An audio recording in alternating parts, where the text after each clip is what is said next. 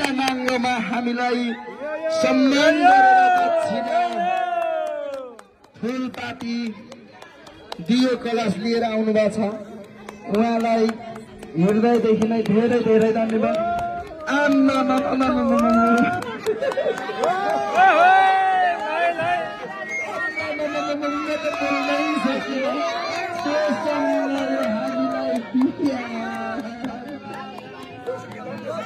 म त भन्दिनँ होला ल किरातीको घरमा त्यस्तै हुन्छ।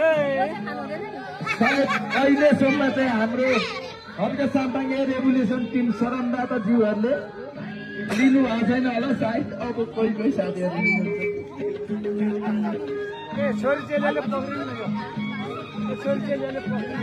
धन्यवाद धन्यवाद हाम्रो राजेश पाल राई दाजुज्यूलाई।